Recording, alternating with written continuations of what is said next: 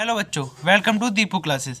आज करने वाले हैं हम most important PYQ class 12th chemistry, organic chemistry के हम ज़्यादातर क्वेश्चन आज सॉल्व करने वाले हैं। उसमें भी हम जो रीजन बेस्ड क्वेश्चन हैं जो आपके सैम्पल पेपर में काफ़ी पूछे गए हैं उन्हें सॉल्व करेंगे। चलिए वीडियो को शुरू करते हैं। पहला है हमारे पास, give reason n butyl bromide has higher melting point than tertiary butyl bromide.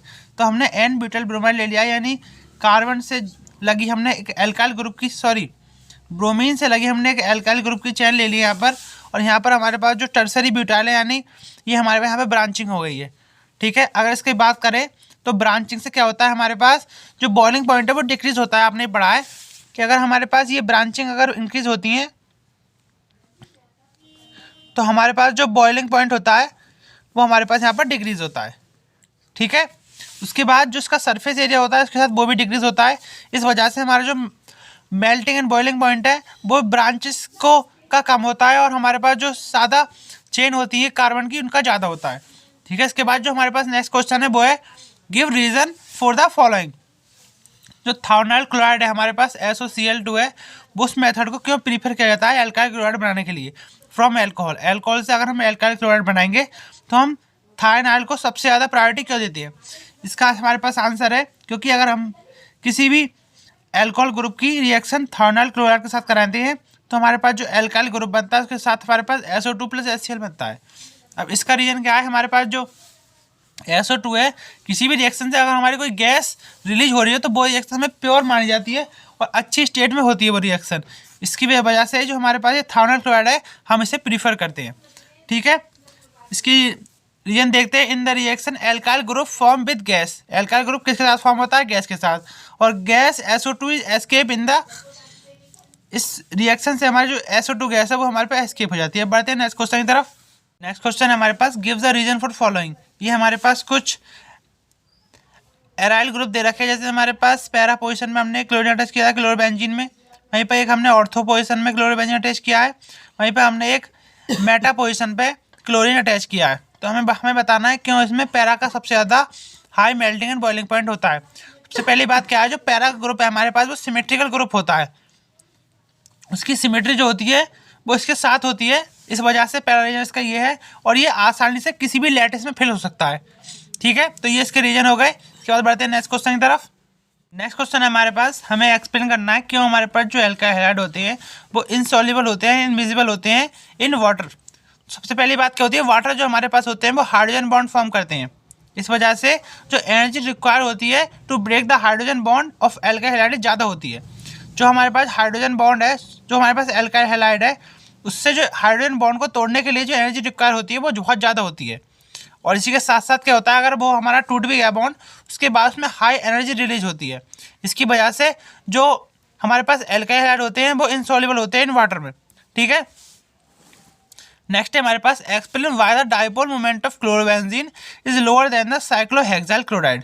जो हमारे पास डाइपोल मोमेंट होता है इन क्लोरोबेंजीन में वो लोअर क्यों होता है साइक्लोहेक्साइल क्लोराइड। अब आप यहाँ पर देखें, यहाँ पर हमारे पास क्लोरोबेंजीन है, यानी हमारे पास बेंजीन रिंग है, और यहाँ पर हमारे सिंपल साइक्लोहेक्साइल है, मतलब यहाँ पर कोई हमारे पास डबल बॉन्ड कार्बन नहीं है। चलिए देखते हैं। सबसे पहले हम बात करते हैं क्लोरोबेंजीन में। तो क्लोरोबेंजीन हमारे पास क्या होता है, अगर हमने कोई भी बेंजीन ली है उससे हमने अगर कोई क्लोरीन जोड़ दी है तो ये इसमें जो बॉन्ड बनता है यहाँ पर कार्बन होता है तो ये Cl बॉन्ड बनता है। ठीक है, तो Cl bond in sp2 hybridise होता है। ये हमारे पास डबल बॉन्ड है, यहाँ पर आप देखिए ऐसे कुछ डबल बॉन्ड होता है तो 1 2 3, यानी ये sp2 हाइब्रिडाइज होता है Cl CCl बॉन्ड। ठीक है, इसकी वजह से जो इसमें S कैरेक्टर है वो ज़्यादा होता है। S कैरेक्टर ज़्यादा होने की वजह से इसमें जो इलेक्ट्रोनेगेटिविटी है वो भी ज़्यादा होती है। ठीक है, उसके बाद हमारे पास है नेक्स्ट चीज़ है, इन क्लोरोबेंजीन द Cl बॉन्ड है पार्शियल डबल बॉन्ड। आपको पता है ये Cl बॉन्ड यहाँ पर डबल बॉन्ड से पार्शियल डबल बॉन्ड से अटैच होता है। ठीक है, इसकी वजह से जो इसका बॉन्ड कैरेक्टर है वो बहुत छोटा हो जाता है। तो यही रीजन है कि क्लोरोबेंजीन का डाइपोल मोमेंट साइक्लोहेक्सा क्लोराइड से कम होता है। ठीक है, नेक्स्ट क्वेश्चन हमारे पास वो है, orthonitrophenol is more acidic than orthomethoxyphenol, why. ऐसा क्यों होता है, जो हमारे पास ऑर्थोनाइट्रोफिनॉल है वो ज़्यादा एसिडिक होता है ऑर्थोमिथॉक्सीफिनॉल। तो आपको हमें पता होगी जो हमारे पास मिथॉक्सी है, हमारे पास ईथर कंपाउंड होता है, ईथर होता है, और ये हमारे पास जो नाइट्रो कंपाउंड है ये सिंपल हमारे पास एक एल्काइल कंपाउंड। इसका रीजन है हमारे पास nitro group in electron withdraw मतलब ये हमारे पास क्या होता है, जो नाइट्रो ग्रुप होता है वो हमारे पास एक स्ट्रॉन्ग इलेक्ट्रॉन विड्रॉइंग ग्रुप होता है। तो NO2 की वजह से जो इसकी इलेक्ट्रॉन डेंसिटी है, ये हमारे पास नाइट्रोफिनॉल आपको बना के दिखाते हैं हम। ये हमारे पास बेंजीन रिंग है, ये हमारे पास यहाँ पर हमने NO2 बना दिया, सॉरी यहाँ पर। अब ये हमारे पास ऑर्थो नाइट्रोफिनॉल हो गया। ये हमारे पास इसमें जो हमारे पास NO2 की वजह से ना यहाँ पर हमारी इलेक्ट्रॉन डेंसिटी काफ़ी कम हो जाती है NO2 की वजह से। अब हम फिनॉल ग्रुप में हमने NO2 ऐड कर लिया है, तो यहाँ पर इलेक्ट्रॉन डेंसिटी जो होती है ना वो NO2 की वजह से कम हो जाती है। इसी के साथ साथ जो हमारे पास ये NO2 ग्रुप होता है वो एक स्ट्रॉन्ग विड्रॉइंग ग्रुप भी होता है, इलेक्ट्रॉन विड्रॉइंग ग्रुप। ठीक है, वो इलेक्ट्रॉन जल्दी अपने किसी भी कार्बन से खींच लेता है। ठीक है, उसके बाद इसका रीजन पढ़ते हैं हम। Nitro compound is the electron withdrawing group in the presence of NO2 group decrease electron density, जो मैंने बताया वही है, इन OH बॉन्ड, जो इसका OH बॉन्ड बना होता है उससे। ठीक है, as a result easier to remove H+ ion. अगर यहाँ से हम कोई भी इलेक्ट्रॉन रिमूव करेंगे तो हमारे पास एक जो H+ है वो कम हो जाएगा। इसके बाद बढ़ते हैं नेक्स्ट क्वेश्चन की तरफ। नेक्स्ट क्वेश्चन है आज हमारे पास, boiling point of ethanol is higher in comparison of methoxymethane. जो हमारे पास इथेनॉल होता है, आप देख पा रहे हैं इथेनॉल हमारे पास एक एल्कोहलिक ग्रुप है, और मिथॉक्सीमीथेन यानी हमारे पास एक ईथर है।